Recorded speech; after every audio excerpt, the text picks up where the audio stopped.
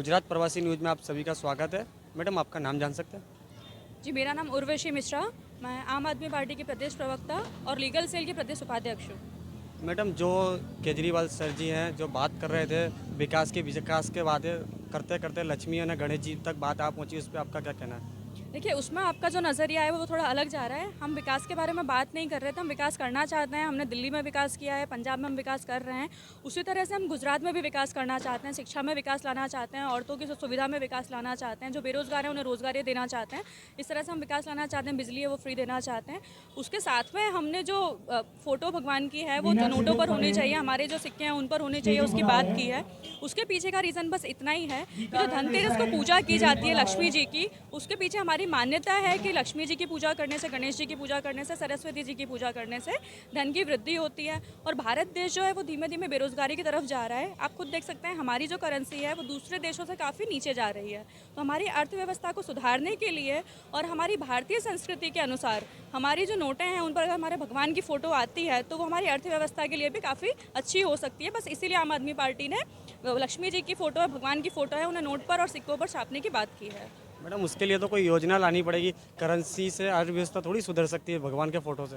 उसके लिए योजना लानी पड़ेगी। उस योजना के लिए ही आम आदमी पार्टी काम कर रही है और वो हम करते रहेंगे। लेकिन जो योजना है वो हम लोग काम कर रहे हैं, लेकिन कुछ चीज़ें होती हैं जो मान्यता भी होती हैं हमारी और कुछ भगवान का भी आशीर्वाद होता है। बस उसी लिए हमने भगवान के जो फ़ोटो हैं उन्हें नोटों पर छापने की बात की है। और उसके साथ साथ जो अर्थव्यवस्था है उसको सुधारने के लिए दिल्ली में भी काफ़ी काम किए जा रहे हैं, पंजाब में भी काफ़ी काम किए जा रहे हैं। और अगर हम गुजरात में आते हैं, गुजरात में आम आदमी की पार्टी की सरकार बनती है तो हम यहाँ पर भी ऐसे काम करेंगे जिससे यहाँ पर हर एक आम आदमी का जो भी खर्च है वो कम से कम हो और उनकी इनकम है वो ज़्यादा से ज़्यादा हो।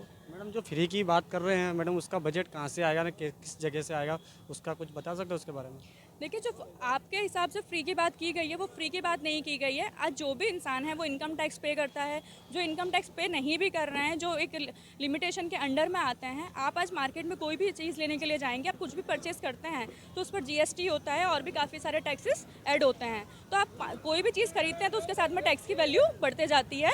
उस तरह से हर एक इंसान यहाँ पर टैक्स पे कर रहा है। तो जो टैक्स गवर्नमेंट के पास जाता है वो उससे हमारा बजट डिसाइड होता है और उसी में से हम जनता को, हर एक आम आदमी को फैसिलिटी प्रोवाइड करते हैं। मैडम, वैसे भी गुजरात जो राज्य है वो कर्जे में डूबा हुआ है, और इससे जो आप फ्री की बात, बिजली है, लाइट है, उससे और फ्री देंगे तो उससे वो ज़्यादा और खड्डे में जाएगा देश।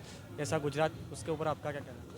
उसके ऊपर मेरा कहना यह है कि गुजरात में हर एक परिवार में एक ना एक इंसान ऐसा ज़रूर होगा जिसके ऊपर व्हीकल लोन होगी, होम लोन होगी, मॉर्गेज लोन होगी।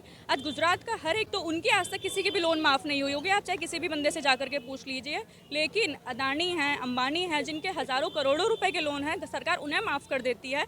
तो वो पैसा जो जा रहा है वो भारतीय बैंक से ही उनके पास जा रहा है और उसे माफ़ किया जा रहा है, वो रिटर्न नहीं लिया जा रहा। उसकी वजह से भारतीय अर्थव्यवस्था जो है वो नीचे जा रही है। अब दिल्ली का बजट देख लीजिए कितना ऊपर आ गया है। अब पंजाब का बजट देखिए, वो भी धीमे धीमे ऊपर आ रहा है। तो गुजरात में जो पैसा है, पैसा तो खूब है, ऐसा नहीं है कि पैसा नहीं है, लेकिन उसे कहाँ यूज़ करना है, किस तरह से यूज़ करना है, उसका जो एक सिस्टम होना चाहिए उसकी कमी है।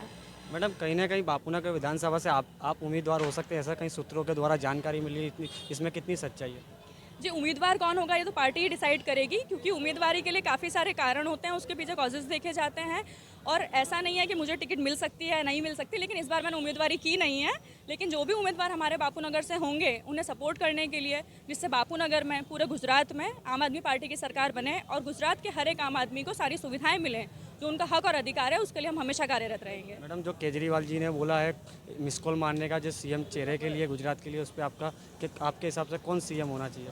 जी, मेरे हिसाब से नहीं, जो सीएम होगा वो गुजरात की हर जनता के हिसाब से होगा। गुजरात की जनता जिन्हें ज़्यादा से ज़्यादा वोट देगी, जिन्हें पसंद करेगी, उसे ही आम आदमी की तरफ से गुजरात का सीएम बनाया जाएगा। मैडम, आप भी एक कार्यकर्ता हो, तो आपके हिसाब से कौन आपको अच्छा चेहरा लगता है? जी, मेरे हिसाब से जो भी इंसान काम कर रहे हैं, काफ़ी सारे लोग हैं जो काफ़ी अच्छा काम कर रहे हैं, तो मेरे हिसाब से ये सीएम नहीं डिसाइड होंगे। मैं फिर से रिपीट करना चाहूँगी, गुजरात के लोग हैं, गुजरात के लोगों के लिए हमने एक वोटिंग सिस्टम बनाया है। जितने ज़्यादा से